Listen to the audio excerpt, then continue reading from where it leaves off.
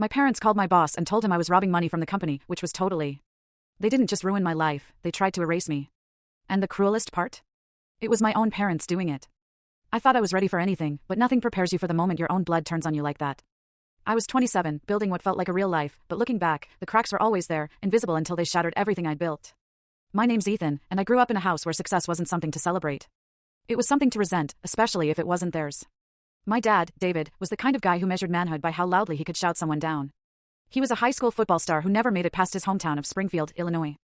He wore that like a badge of honor, like the world had cheated him.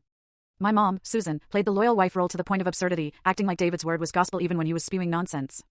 They were the kind of parents who believed respect was owed, not earned. If you ever dared to question them, well, you were getting too big for your britches. Growing up, praise was a scarce currency. Straight A's got me a reminder that plenty of kids do that, and a question about why I hadn't taken on more extracurriculars. When I landed my first job in high school, working weekends at a hardware store, I come home proud with my cash. David would barely look up from the TV. "Hope you didn't screw up the register again," he'd mutter, half joking, half not. Meanwhile, my younger brother, Caleb, 4 years younger, lazier, and with a magical talent for avoiding responsibility, could get a C on a math test, and they'd take him out for ice cream because he tried his best. Still, I wasn't a victim. I worked hard. I kept my head down, using every inch of distance I could create to build a life outside their shadow. I went to college on scholarship, no help from them, and graduated with honors. By 25, I'd landed a management job at a mid-size logistics company. Nothing flashy, but the pay was solid. My team respected me, and I had a corner office with a window overlooking the Potomac River. I even flew out for conferences a few times a year. For the first time, I felt like I was building something of my own, something they couldn't touch. Of course, I made the mistake of telling them. It started small. Susan would call, making snide comments like, "Must be nice to sit in an office all day while real people do the hard work." Or she'd ask if I was dating, "Are the women up there too high maintenance for you now?" David scoffed at everything.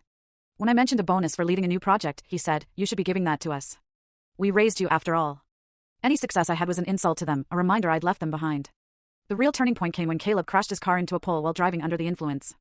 My parents didn't punish him. They didn't even seem mad. They were just upset the insurance wouldn't cover the full damage. So, they called me. "Ethan," Susan said sweetly, "your brother's in a tough spot. He's still trying to find his footing, and we just thought since you're doing so well, maybe you could spot him a few thousand just to help him get another car." "No," I said flatly. "I'm not paying for his screw-up." A long pause. Then David got on the phone. "You think you're better than us now, huh? Sitting up in your glass tower. You wouldn't have any of that without us." I could have hung up. I probably should have. But I didn't. I was tired. Tired of pretending we were a normal family. Tired of biting my tongue every time they tried to drag me back down.